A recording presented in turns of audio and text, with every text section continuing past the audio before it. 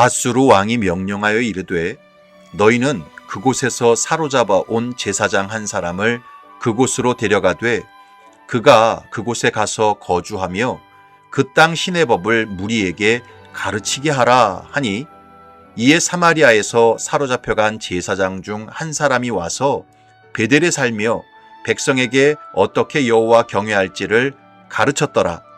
그러나 각 민족이 각기 자기의 신상들을 만들어 사마리아 사람이 지은 여러 산당들에 두되 각 민족이 자기들이 거주한 성읍에서 그렇게 하여 바벨론 사람들은 숫꽃 분옷을 만들었고 굿 사람들은 네르가를 만들었고 하맛 사람들은 아시마를 만들었고 아와 사람들은 니파스와 다르닥을 만들었고 스발와임 사람들은 그 자녀를 불살라 그들의 신 아드람멜렉과 아남멜렉에게 드렸으며 그들이 또 여호와를 경외하여 자기 중에서 사람을 산당의 제사장으로 택하여 그 산당들에서 자기를 위하여 제사를 드리게 하니라.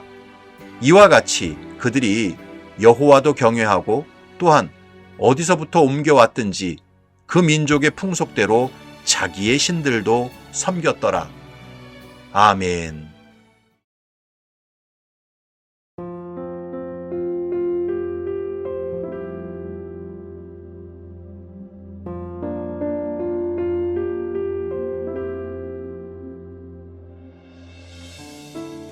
옛날 마케도니아의 위대한 왕이었던 알렉산더 대왕에게 어느 날 신하 한 사람이 다가와서 이런 질문을 했습니다.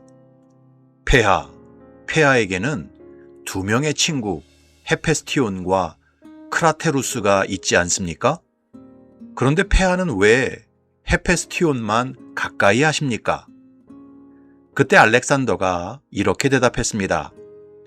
헤페스티온은 알렉산더라는 사람을 사랑하지만 크라테루스는 알렉산더 대왕을 사랑하기 때문이라네.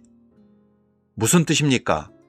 헤페스티온이라는 친구는 알렉산더라는 사람 그 자체를 사랑하지만 크라테루스라는 친구는 왕이 된 알렉산더를 사랑한다는 뜻입니다.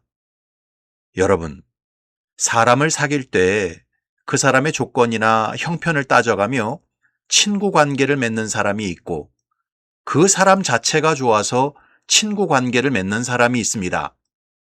둘 중에 어떤 사람이 참되고 진실한 친구 관계를 맺는 사람입니까? 당연히 조건과 형편 때문이 아니라 사람 자체가 좋아서 친구 관계를 맺는 사람이지요. 그런데 이것은 하나님과의 관계도 마찬가지입니다. 신앙생활도 똑같습니다. 교회에 나온다고 해서 다 똑같은 신자가 아닙니다. 어떤 사람은 하나님께서 만물의 창조주시고 죄인의 구원자시고 생명의 원천이시기 때문에 마땅히 하나님을 경외하고 섬기는 사람이 있습니다.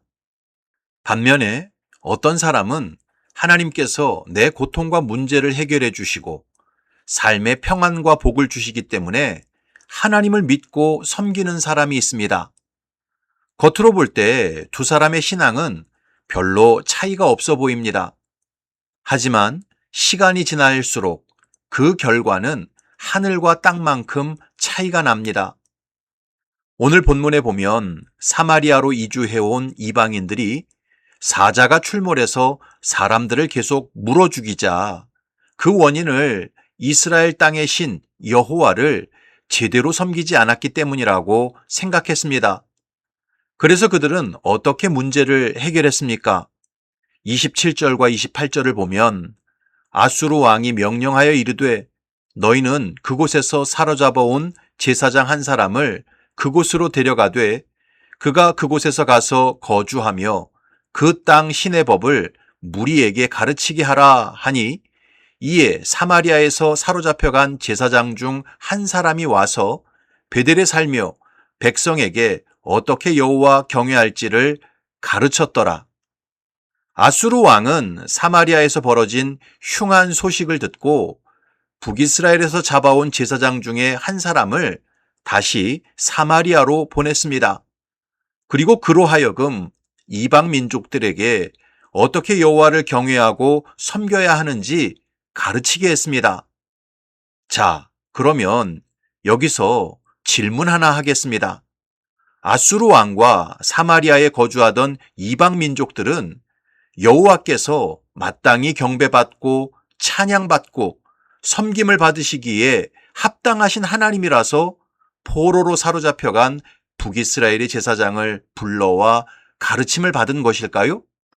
아니면 사자에게 물려 죽지 않기 위해서 북이스라엘의 제사장을 불러와 가르침을 받은 것일까요?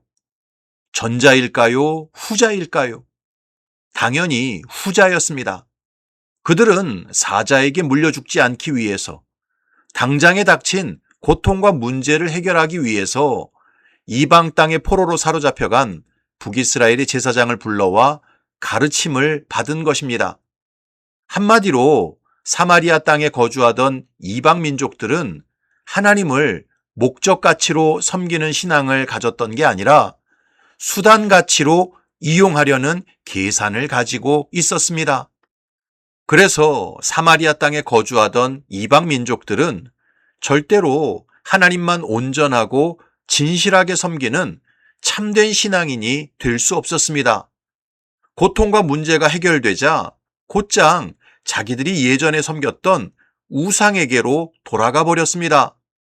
29절부터 33절을 보면 그러나 각 민족이 각기 자기의 신상들을 만들어 사마리아 사람이 지은 여러 산당들에 두되 각 민족이 자기들이 거주한 성읍에서 그렇게 하여 바벨론 사람들은 숫꽃 분옷을 만들었고 굿 사람들은 느르가를 만들었고 하맛 사람들은 아시마를 만들었고 아와 사람들은 니파스와 다르닥을 만들었고 스발와임 사람들은 그 자녀를 불살라 그들의 신 아드람멜렉과 아남멜렉에게 드렸으며 그들이 또 여호와를 경외하여 자기 중에서 사람을 산당의 제사장으로 택하여 그 산당들에서 자기를 위하여 제사를 드리게 하니라. 이와 같이 그들이 여호와도 경외하고 또한 어디서부터 옮겨왔든지 그 민족의 풍속대로 자기의 신들도 섬겼더라. 사마리아 땅에 거주하던 이방 민족들은 당장의 고통과 문제를 해결하기 위한 방편으로 여호와를 섬겼을 뿐 온전하고 진실한 마음으로 여호와를 섬기지 않았습니다. 그래서 더 이상 사자가 출몰하지 않고 사람들이 물려 죽지 않자 바벨론 사람들은 숫꽃 분옷을 섬겼고 굿 사람들은 느르가를 섬겼고 하맛 사람들은 아시마를 섬겼습니다. 아와 사람들은 니파스와 다르닥을 섬겼고 스발와임 사람들은 인신제사를 드리며 아드람멜렉과 아남멜렉을 섬겼습니다. 예전에 가증하고 부패한 삶으로 다시 다 돌아가 버렸습니다. 그런데 이런 일이 2800년 전 이스라엘 땅에서만 벌어졌던 모습이 아닙니다. 지금 이 시대에도 동일하게 벌어지고 있습니다. 교회 안에 하나님을 목적 가치로 섬기는 신앙인이 얼마나 될까요? 하나님께서 나의 창조주요, 구원자요, 생명의 원천이시기 때문에 어떤 조건과 상황에서도 하나님만 신실하게 섬기는 참된 그리스도인이 얼마나 될까요? 너무나 적습니다. 많은 교인들이 자기 조건과 형편에 따라, 자기 계산에 따라 하나님을 섬깁니다. 삶의 고통과 문제가 생기면 하나님을 찾습니다. 그러나 고통과 문제가 해결되면 하나님을 까마득하게 잊어버리고 다시 옛 생활로 돌아갑니다. 수능 시험이 다가오면 교회마다 새벽 기도에 사람들이 몰려듭니다. 그러나 수능 시험이 끝나면 썰물 빠지듯 예배당이 텅텅 빕니다. 자기 감정이나 생각과 잘 맞으면 혼자 교회 일을 다 할 것처럼 달려듭니다. 그러나 자기 감정이나 생각에 거슬리면 온갖 핑계와 구실을 만들어서 교회를 떠나갑니다. 이런 사람들은 교회는 나올 수 있어도 참된 하나님의 백성은 될 수 없습니다. 왜냐하면 그들은 하나님을 목적 가치로 섬기지 않고 수단 가치로 이용하기 때문입니다. 제가 아는 어떤 집사님은 예전에 건축업을 하시다가 정말 완전히 파산했습니다. 그래서 신용 불량자가 되었고 자기 명의로는 집도 차도 살 수 없는 형편이 되었습니다. 그런 상황에서 부인 집사님께서 7년 동안 열심히 통닭집을 운영하셨습니다. 그렇게 통닭집을 운영해서 모은 돈을 남편 집사님에게 주었고 그 집사님은 그 돈으로 다시 건축 사업에 도전하셨습니다. 그런데 하나님의 은혜로 일이 잘 풀려서 정말 큰 돈을 벌게 되었습니다. 10수억 원의 돈을 벌게 되었습니다. 그런데 그렇게 큰 돈을 벌고 나니까 하나님 앞에 11조 드리는 것이 너무 아까웠습니다. 그래서 11조는 드리지 않고 교회에 무슨 행사가 있으면 그때마다 1,000만 원씩 몇 번 헌금을 하셨습니다. 그걸로 11조를 대신하신 것이지요. 그런데 바로 그 다음 해에 사기꾼에게 5억 원을 뜯겼습니다. 그리고 부동산 경기가 침체되면서 벌어놓았던 돈이 순식간에 증발하고 말았습니다. 사랑하는 성도 여러분, 우리가 믿고 섬기는 하나님은 만물의 창조주요, 유일한 구원자요, 영원한 생명의 원천이십니다. 그러므로 내 형편이나 조건과 상관없이 하나님은 마땅히 왕으로 섬김을 받으셔야 하고 마땅히 주인으로 대접을 받으셔야 합니다. 내 삶이 형통할 때나 불통할 때나 온전하고 진실한 마음으로 순종해야 합니다. 그러면 하나님께서 영육의 충만한 복을 내려주시고 하나님 나라에 넉넉히 들어가게 하십니다. 그러나 하나님을 수단가치로 이용하고 고통과 문제를 해결하기 위한 방편으로 사용하면 오늘 본문에 나오는 사마리아 땅에 거주했던 이방 민족들처럼 너무나 가증하고 부패한 영적인 간음자들이 될 수밖에 없습니다. 바라기는 저와 여러분들이 어떤 상황과 형편에서도 하나님을 목적 가치로만 섬기시기 바랍니다. 형통할 때나 불통할 때나 온전하고 진실한 마음으로 하나님을 섬기시기 바랍니다.